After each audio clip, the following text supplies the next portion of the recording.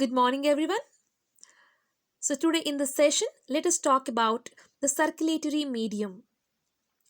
We have already discussed about the blood vessels and also the pumping organ called heart, right?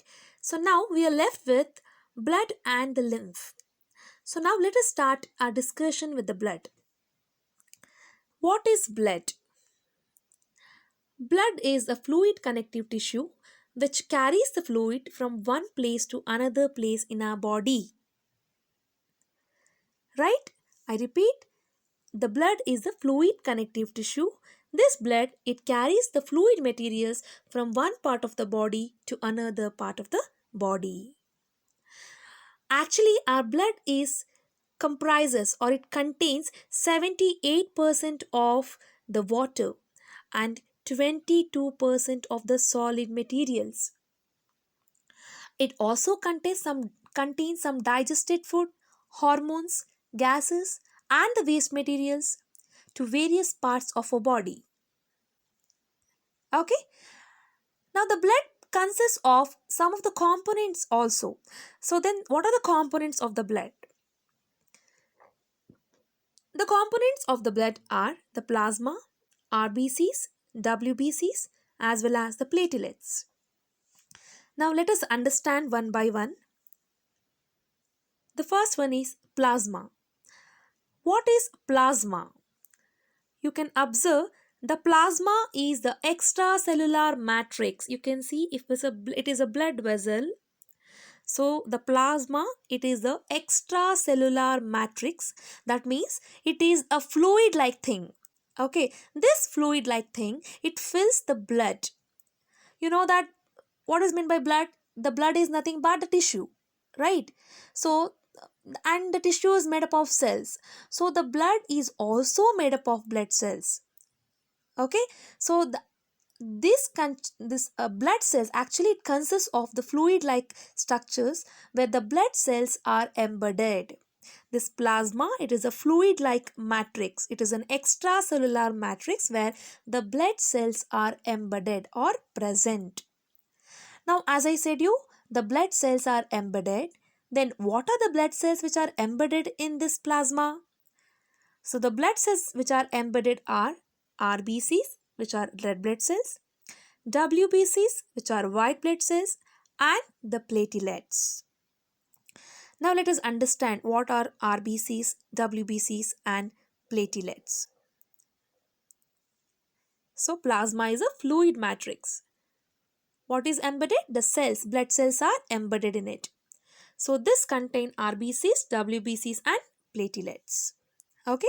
So moving to RBC. So then what is RBC? RBC means it is the red blood cells. So they are the smallest cells without nucleus.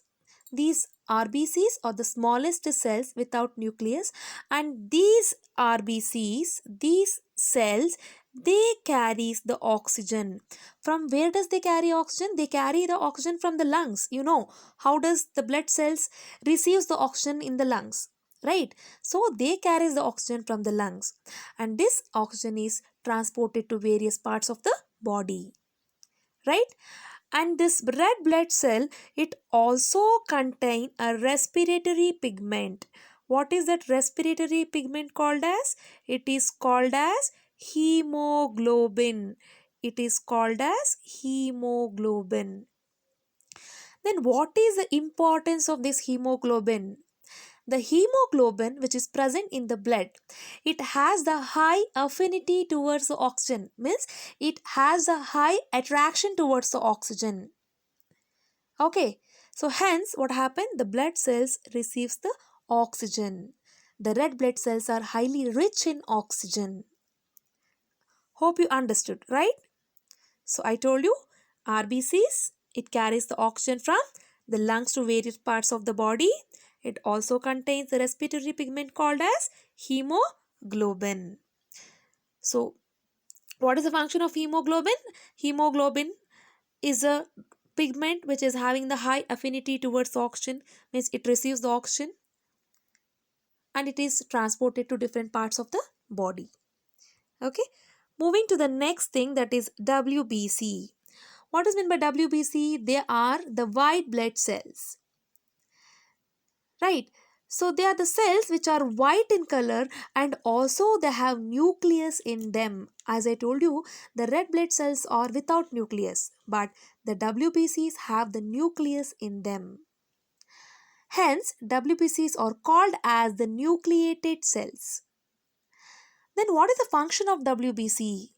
This WBC helps to fight against the infection and it also helps to build immunity. You can see this is the fluid matrix. Suppose you consider this is a plasma. So inside the plasma, as I told you, what is there? RBCs, WBCs and platelets are there.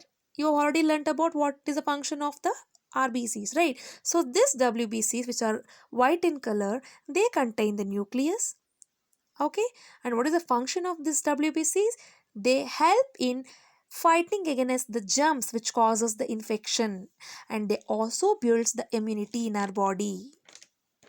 Okay, so moving to the next, that is the platelets.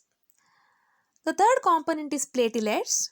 So the platelets, they help in the blood clotting. How do they help in blood clotting? You can imagine a situation. If you are suppose if you are met with an accident, or suppose if you have an injury, what happen? Suddenly you start bleeding. Means that part where you got injured, that start bleeds, right? You might have observed after some time some amount of bleeding, it reduces. Have you observed that the blood start continuously bleeding without stopping? No, right? After some time the blood start reduces. I mean the bleeding start reduces. It comes down. Right? Think suppose what happens if the blood does not stop. What happens? Our body might lose more amount of blood. Right? As a result, the person may die. So to avoid this, what happened? There is presence of the platelets. These are also present in the plasma. So these platelets actually they help in plugging. I mean they help in clotting the blood wherever it is injured, wherever the uh, part get injured. Okay, so that was all about the blood. So now let us talk about the next circulatory system, that is called as the lymph. So you have already heard the word called lymph. I have introduced this word in my previous session, right? So then what is lymph? Lymph is a tissue fluid. So where is lymph here? You can see the lymphatic capillaries, the green color. Okay, so actually this lymph is a tissue fluid. So inside every organism there are two types of fluid actually. One is the blood, the another is lymph. You have already understood about blood. Right? So whereas the blood is red in color, but the lymph is here colorless. Right? The lymph is the colorless fluid. As I told you earlier, in the open circulatory system, in my previous session I told you, in the open circulatory system what happened? The organisms, they do not have the blood vessels. The blood, it is easily intermixed with the lymph, right? Whereas in the closed circulatory system, I told the blood is enclosed, it is covered by blood vessels and the lymph. Okay, so the lymph is actually, it is present in the body cavities, it is present in the space, it is present in the space or the body cavities. Now you have to understand is, where does this lymph get collected? You've seen that, you can see, observe this picture. So there is arteries and it is veins, right? So arteries, what happens? They carry the oxygenated blood. Vein carries the deoxygenated blood, right? You know this, right? So now what happened? The question is, where does this lymph get collected? So these capillaries, I mean the lymphatic capillaries, they have small pores on the walls of those capillaries. Okay, hope you remember what are the capillaries, right? The capillaries are the blood vessels.